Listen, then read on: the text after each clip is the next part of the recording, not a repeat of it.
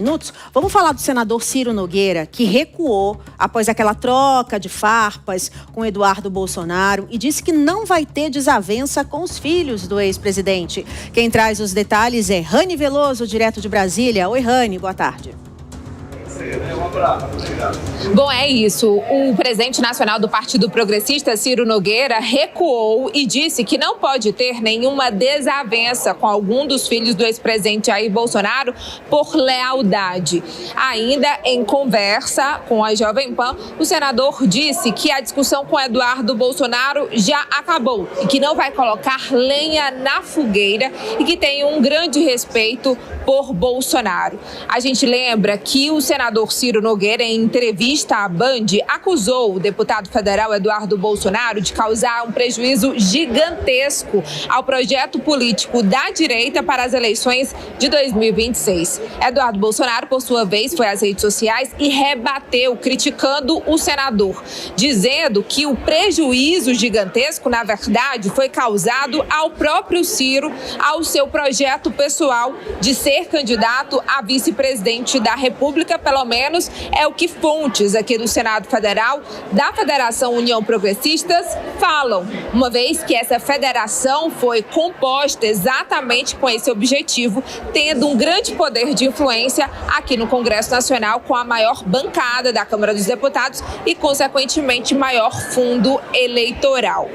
Eduardo Bolsonaro ainda disse que a diferença entre ele e Ciro Nogueira seria que ele está disposto a se sacrificar os interesses pessoais pelos interesses do Brasil. A gente lembra que Ciro Nogueira visitou o ex-presidente Jair Bolsonaro na semana passada, disse que a direita vai vencer as eleições em 2026, mas ele vem acumulando uma série de troca de farpas com nomes da direita e esse racha gera indefinição sobre quem será o candidato do campo político para o ano que vem. Volto com vocês.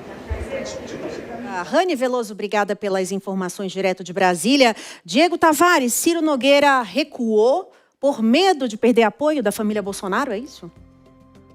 Sem dúvida nenhuma, Márcia. Hoje, quando se discute a edificação de um projeto de centro-direita visando o processo eleitoral de 2026, é tido como pedra fundamental, como marco inicial da corrida, a necessidade de se angariar a indicação do próprio Jair Bolsonaro.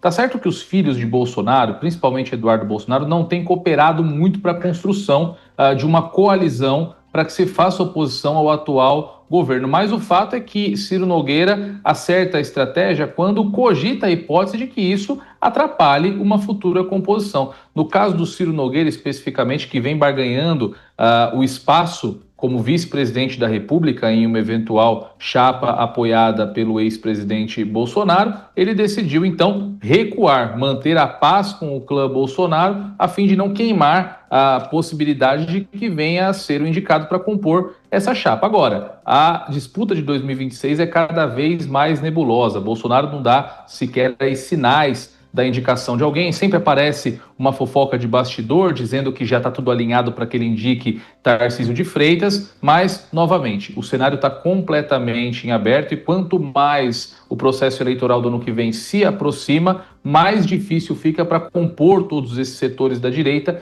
em prol de um projeto de unificação que aí sim vai para as eleições com maior competitividade, com maior chance de derrotar o presidente Lula, que tem à sua disposição a poderosa máquina do governo federal.